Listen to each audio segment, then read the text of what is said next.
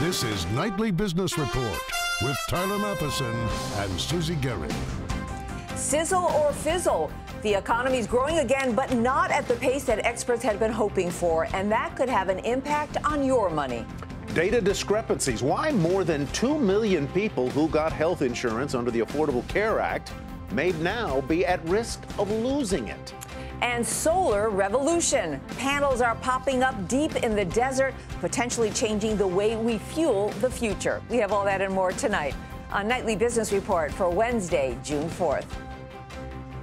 Good evening, everyone, and welcome. It was another record close for the S&P 500, the fourth one in the past 5 sessions and the 16th of the year so far, and all the major averages ended the day with modest gains. That happened despite some sort of choppy, lackluster, really, data about the U.S. economy and light trading volume ahead of tomorrow's European Central Bank meeting and the biggie on Friday. That would be the May jobs report.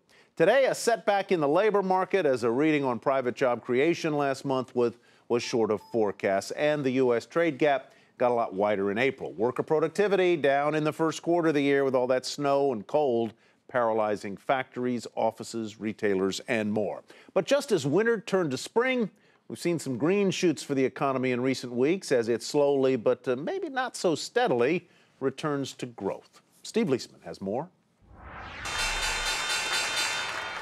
It was a day of mixed economic data that, on balance, kept intact the view that the U.S. economy is snapping back from a winter of severe weather. But the data raised questions about the strength of that snapback. ADP reported that 179,000 private sector jobs were created in May. That's below the estimates of 210,000 on Wall Street for the government job report this Friday. I'd say it's disappointing. It suggests that job growth, monthly job growth, is probably still south of 200,000 per month. And that's about where we've been for the past 3 years. Meanwhile, the trade deficit came in billions above expectations with a surge of imports from China. A higher deficit subtracts from growth, so economists marked down first quarter gross domestic product to a 1.1% decline. And the second quarter rebound also took a hit, falling to plus 3.5% now. But the increased imports could mean that retailers found inventory levels too low and are restocking shelves confident in future sales and a robust consumer. The economy seems like it's in a good shape. It's accelerating. Everything seems to be lining up nicely. If we can just avoid, an oil spill in the Gulf or bad winter weather or bad spring weather, then, we should be fine. On the rosy side as well, the Fed's Beige Book, which collects economic anecdotes from around the country, said activity expanded in all 12 of its districts. All the districts also saw strength in manufacturing, especially autos and aerospace. The outlook for interest rates, as measured in a survey of market participants by CNBC, is improving as well. The 10-year government bond yield forecast to rise to just 2.9% by year end. That's down from a prior forecast of 3.25% in the last survey. And respondents forecast less central bank tightening by the Fed next year. Wall Street will follow closely tomorrow's announcement from the European Central Bank, where the survey shows expectations are for a rate cut, even charging a negative deposit rate, that is, making banks pay for keeping money on deposit at the ECB. That's a potentially historic development designed to combat waning inflation and waning growth on the continent. For Nightly Business Report, I'm Steve Leisman. We turn now to two market pros for a strategy session on what investors should do with their money given the weak economic forecast. Joining us here on the set, Peter Boockvar. He's chief market analyst at the Lindsay Group. And from Washington, Michael Farr. He's president of Farr, Miller & Washington. Gentlemen, thank you both for joining us. Peter, let me begin with you. You're saying that we have a mediocre growth in the economy. Actually, we've had mediocre growth for a couple of years now. Why the sudden worry about the economy? What's changed? Well, I'll give you the quick fundamental concerns that I have with a trigger. So we have, like you say, a mediocre economy that I believe 2.5% best, not the 3% plus on a sustainable basis that a lot of people hope for going into the year. We have profit margins that are at historic peaks that are now beginning to roll over. So that is going to be a negative impact on earnings. Valuations, in my opinion, are very excessive because we have, looking at price to sales, market cap to GDP, the Shiller PE ratio that takes into account profit margins are all just shy of historic highs. We have divergences within the market with small cap stocks beginning to lag. We have sentiment that is extraordinarily bullish. Today, Investors Intelligence had the highest level of bulls above August 1987 and October 2007. And the catalyst is the Fed ending QE. This is a $1 trillion stimulus program that is going to zero by October. After QE1 ended, after QE2 ended, the S&P fell 15 to 20%. The economy rolled over. I don't think this time is going to be different. Michael, if I read your view of the economy, it's not all that different from what Peter just said.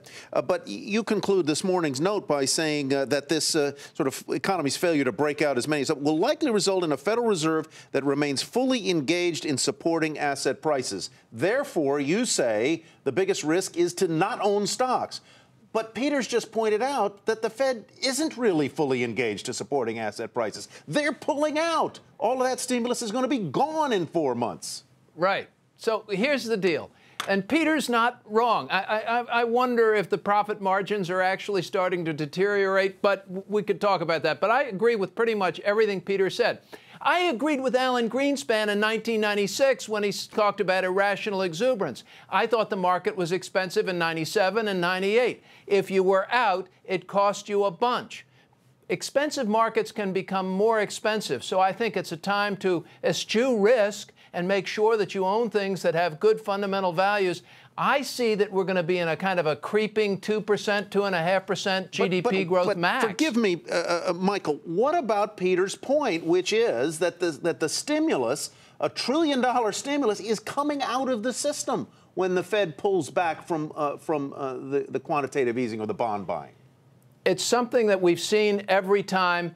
But we've seen something a little bit different here, which is weird for the bond market. They've been selling on rumor and buying on news. That's kind of opposite of what Wall Streeters will tell you to do. When the Fed starts to jawbone about raising rates, markets go down. When they actually come up and do it, then the market seems to rally. And when they actually started to taper, the market started to rally. So I don't think the Fed's really going to be able to leave in September. We'll see. All right, so Peter, let's get some concrete advice from you. From what should people do with their money? Okay, let's put this economic debate aside and all the philosophies of what one central bank did another. What should people do now? The most hated asset class right now is cash. And I think investors need to look at some cash as an optionality on taking advantage of what I see could be a pretty dramatic pullback when the Fed is done with QE. So I would look to raise cash. I would look to sell very expensive companies. You tell people to take profits where they've already had some good returns right now. Yes, because we have to understand that the extraordinary run this market has had has pulled forward future returns, especially 2013. So if you think you're going to get a 10% return in the stock market over the next 5 to 10 years, I think you're going to be sadly mistaken. So having some cash, more than what you had over the past couple of years, gives you some firepower to take advantage, in my opinion, of better values. Michael, I know you to be a cautious guy. You play with other people's money. You're no big risk taker here. Do you agree with what Peter just said? Is now the time to pull back? Or did I hear you wrong? You seem to be saying that, well, there's nobody else, there's no other game in the town, and so you better be invested. You heard me right, and I think Peter is, you can listen to Peter. Peter is one smart guy. I don't think you can do what Peter is suggesting that investors do. I don't think you can time the markets. I don't think you can decide when the right time to go to cash is and think that you're going to get it right. And after you build up cash and you see the market go down, you'll be so busy patting yourself on the back, you won't get back in and reinvest. Staying in the market and investing over the long term is the way long-term investors make money. You might raise a little cash on the margin. Buffett might do that, but he's not selling his Coca-Cola. He's not selling his insurance. Stay invested for the long term. Yes, it may pull back. Markets do that.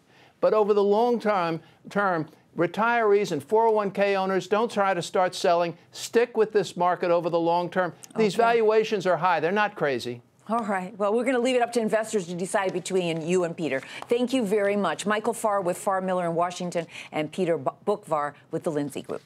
Well, as we told you at the top of the show, it was another record-setting day for the S&P 500, despite that jumble of economic data and despite the debate we just had. Here's a look at the final numbers on Wall Street for this day. And the Dow added 15 points, the NASDAQ was up 17, and the S&P was higher by 3 to finish at 1927. President Obama arrived in Belgium today, where he's scheduled to participate in the G7 summit of the world's biggest economic powers. And a big focus of the two-day meeting is Russia, which wasn't even invited this year because of its handling of Ukraine's Crimea region. Julia Chatterley is in Brussels and has more on what's at the top of the summit's economic agenda. Leaders of the G7 nations are meeting here in Brussels. It's the first time in 17 years that Russia hasn't been part of the discussions. But I have to say, Vladimir Putin certainly central to the agenda that's been set. But Angela Merkel, the Chancellor of Germany, really set the tone and laid out the laws as far as the situation is concerned. She said, if we don't see Russia using its influence in the east of Ukraine to reduce the tensions, then they stand ready to step up the current level of sanctions.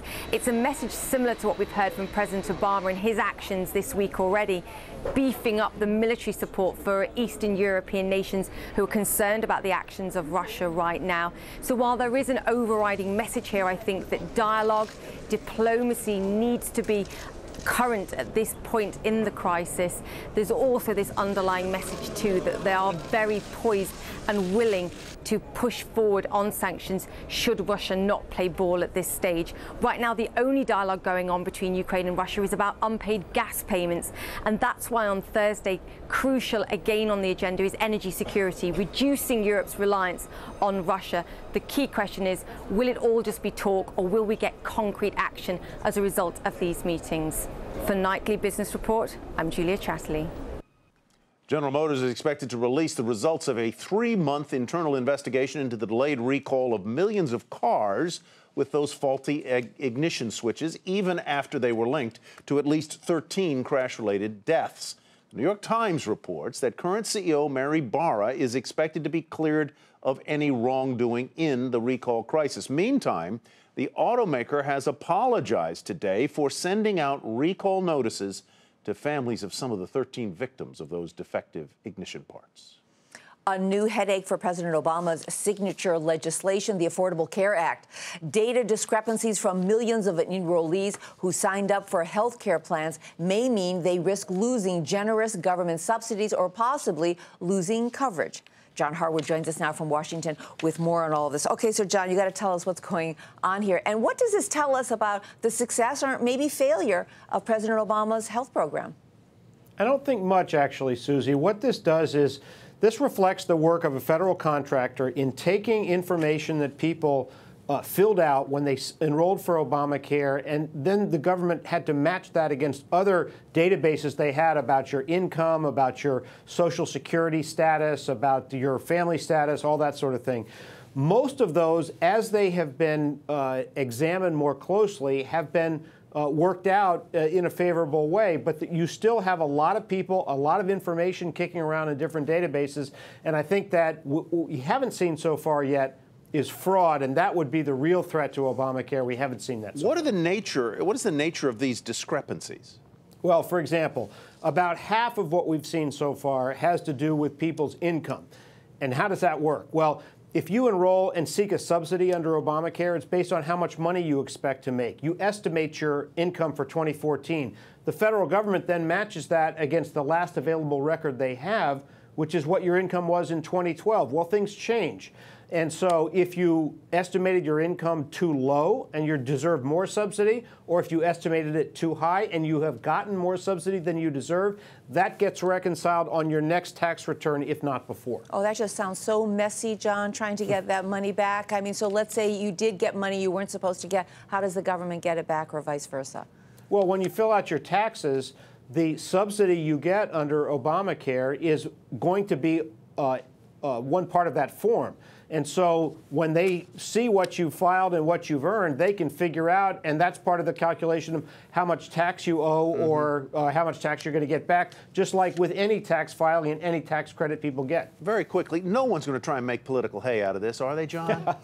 You saw a ton of that this afternoon. Republicans in the House Ways and Means Committee are having a hearing next week to explore this. They see this as one more bit of evidence that the program was poorly rolled out and poorly designed. Democrats say the opposite. Public opinion isn't likely to shift a lot as a result of this. John, thank you very much. John Harwood reporting. Still ahead, a look at what's happening deep inside the Mojave Desert that could transform the energy business.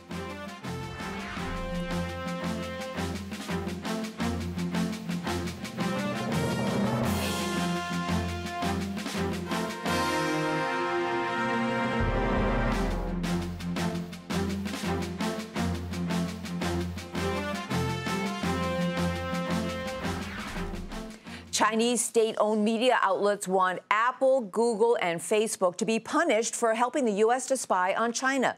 Today's front page of the English-language China Daily paper lashed out at those American companies as well as Yahoo, Cisco, and Microsoft for threatening the cybersecurity of China and its internet users, calling them pawns of the U.S. National Security Agency's spying program. This is the one that was exposed by NSA contractor Edward Snowden. Now, since the Snowden scandal broke, Chinese government-owned firms have ended computer service deals with IBM, Oracle, and Cisco, opting to use Chinese tech firms instead. Meantime, the U.S. government announced stricter duties and trade restrictions on Chinese-made solar power imports, which often cost far less than comparable U.S. manufactured items. That was like a burst of sunshine to some top U.S. solar companies. Shares of SunPower up 7%, and First Solar shares were 4% higher. But things were a bit gloomier for the Chinese manufacturers like Jinko Solar, Trina Solar, and JA Solar. Canadian Solar was also sharply lower. So just how big is the solar power business in the U.S.? Which companies are investing in the future of solar? And what's the role of the federal government in promoting renewable energy? Jackie DeAngelis has more from one of the country's biggest solar plants in California's Mojave Desert. Deep in the desert, a solar revolution, transforming the energy industry and attracting billions of dollars in investment. With the U.S., the world's third largest market for solar, and the Obama administration trying to curb climate change, solar plants are spreading like wildfire. There's the SolarStar Projects, a photovoltaic facility designed by SunPower and owned by MidAmerican Solar, whose parent is owned by Berkshire Hathaway. When complete, SolarStar will generate enough power to operate a city the size of Rochester, New York.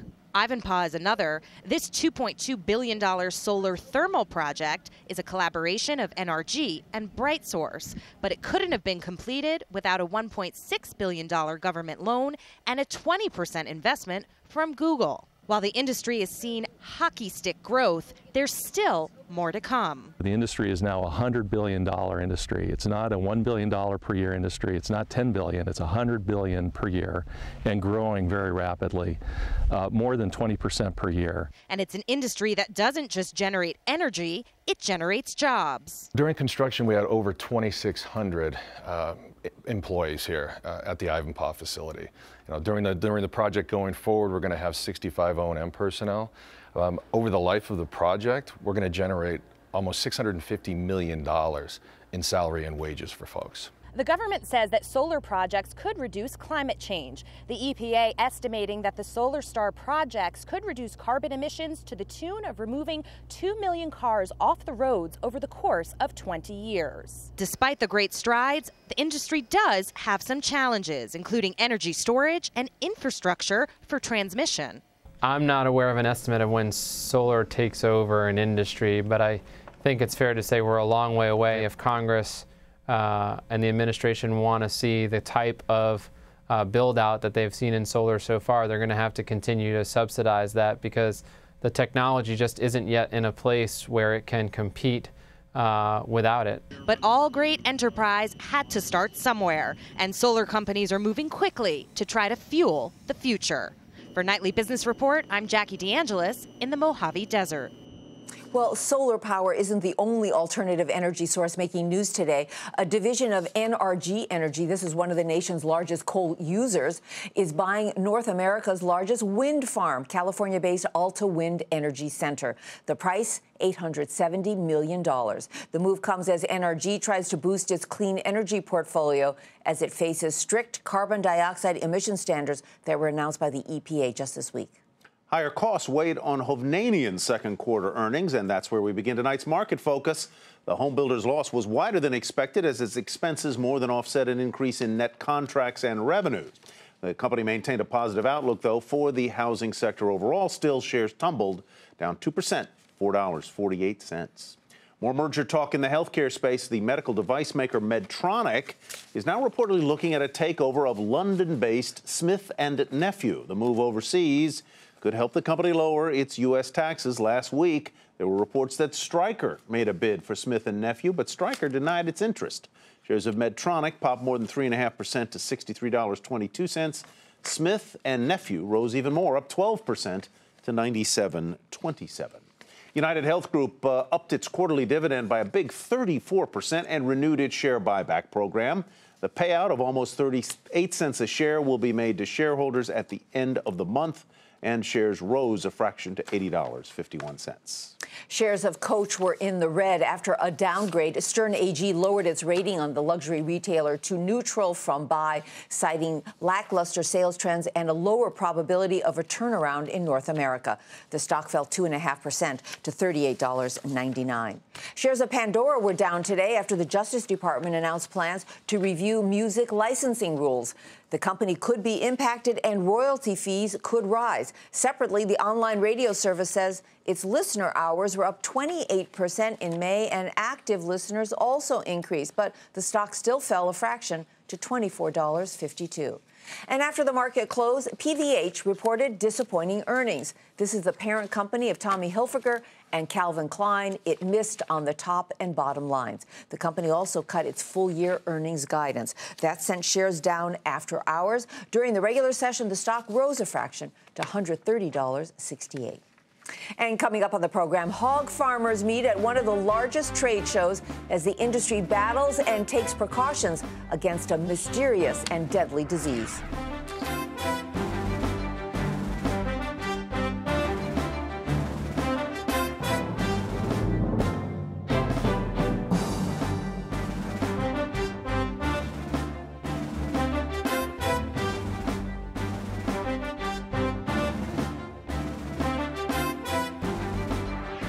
Mueller reports out this evening that Sprint and T-Mobile are nearing terms on a merger. One report says Sprint would buy T-Mobile for about $40 a share, and today T-Mobile closed at $34.28.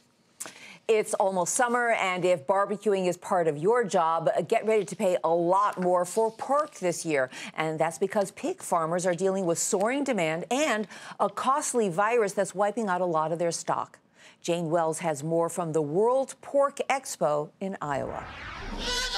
American pig farmers are in deep doo-doo, literally. We've lost over 6 million pigs in the last 12 months.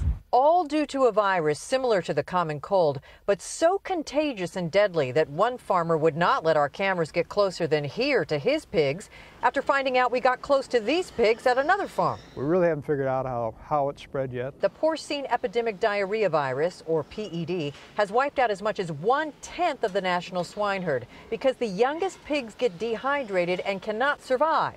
There is no cure. The virus does not affect humans, but it is so contagious among pigs that here at the World Pork Expo in Des Moines, they're taking unprecedented measures to keep the virus from spreading. You're seeing boot washes, you're seeing people change clothes. Classic would be a Danish entry. They talk about boots, coveralls, wash your hands. But the virus isn't going away, and with fewer pigs being processed and demand still strong, pork prices are way up and not likely to come down much. Right now, you're looking at the price for a 40-pound pig is over double what it normally is. I'm putting skin oil on him. So while it's the worst of times for farmers hit with the PED virus, it's the best of times for those whose herds are clean. Unquestionably, the people who've not been impacted by PED will have the best pork year they've had in quite some time. And even though the other white meat costs so much, it may not matter. Beef still costs more. For Nightly Business Report, Jane Wells, Des Moines, Iowa. Okay, say it. What? Your mouth is watering. No, I never met a piece of bacon I didn't like. And that's Nightly Business Report for tonight. I'm Susie Garrett. We want to remind you that this is the time of year your public television station seeks your support, and it makes programs like this one possible. And I'm Tyler Matheson. On behalf of your public TV station, thank you for your support, and we'll hope you'll rejoin us tomorrow night at this time.